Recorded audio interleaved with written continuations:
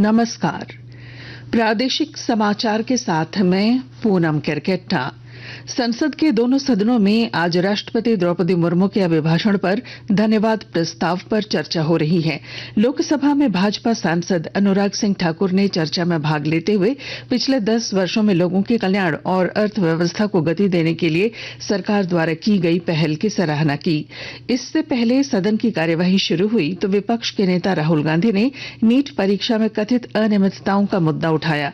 इस पर रक्षा मंत्री राजनाथ सिंह ने कहा कि संसद की कार्यवाही कुछ नियमों और परंपराओं के आधार पर चलती है। उन्होंने विपक्ष से आग्रह किया कि राष्ट्रपति के अभिभाषण पर धन्यवाद प्रस्ताव के बाद ही कोई चर्चा होनी चाहिए।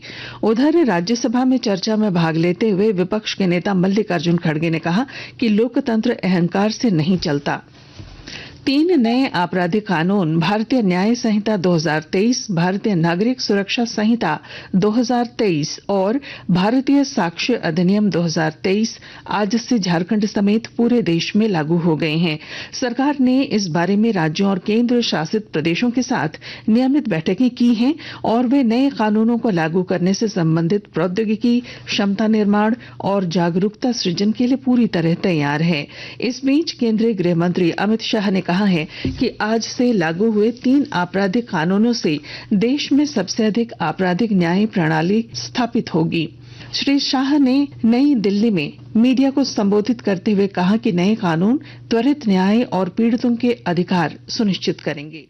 77 साल बाद हमारी क्रिमिनल जस्टिस सिस्टम पूर्णतया स्वदेशी हो रही है और भारतीय इथोस के आधार पर ये चलेगी। ये कानून जब आज से हर थाने में अपना काम करना चालू करेंगे तब दंड की जगह न्याय लेगा, देरी की जगह स्पीडी ट्रायल और स्पीडी जस्टिस मिलेगा। और पहले सिर्फ पुलिस के अधिकारों की रक्षा की गई थी, अब पीड़ितों के अधिकारों की रक्षा और जो कंप्लेनेंट है इसके भी अधिकारों की रक्षा करने का काम होगा।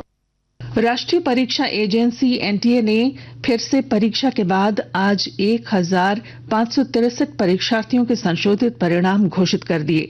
नए नतीजों के बाद एनटीए ने सभी परीक्षार्थियों के रैंक भी संशोधित किए हैं। एनटीए ने एक विज्ञप्ति में कहा कि सभी परीक्षार्थियों के संशोधित स्कोर कार्ड उनकी वेबसाइट पर उपलब्ध हैं। इसमें कहा गया है कि पात्र 1563 परीक्षार्थियों में से 813 परीक्षार्थियों ने दोबारा परीक्षा दी। परीक्षार्थी exams.nta.ac.in/NEET पर लॉगिन कर संशोधित स्कोर कार्ड देख सकते हैं। वस्तु एवं सेवा कर जीएसटी के आज 7 वर्ष पूरे हो गए। जीएसटी व्यवस्था ने राज्य और केंद्रीय करों की जटिलताओं को कम किया है। इससे राजस्व में बढ़ोतरी हुई है और ग्राहकों को भी फायदा हुआ है। सार्वजनिक क्षेत्र की तेल कंपनियों ने व्यावसायिक एलपीजी गैस सिलेंडर की कीमतों में 30 रुपए की कटौती की है।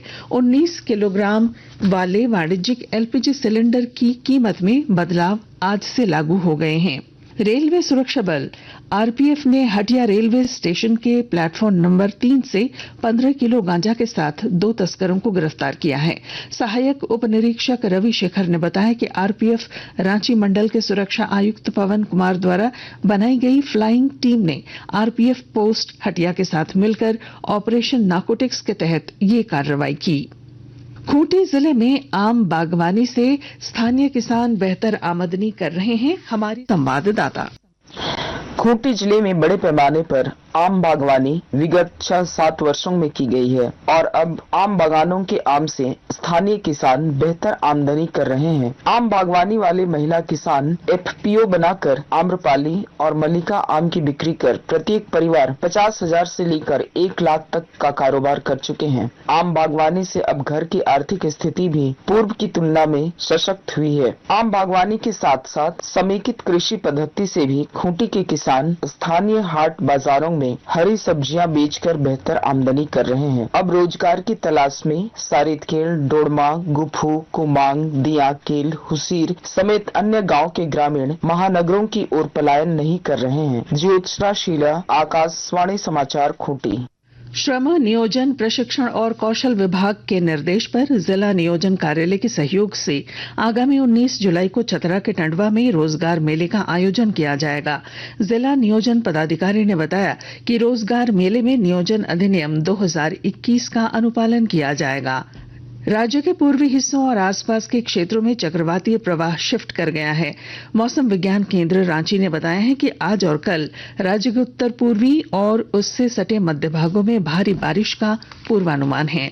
और इसके साथ ही आकाशवाणी रांची से प्रादेशिक समाचार का ये बुलेटिन समाप्त हुआ। नमस्कार।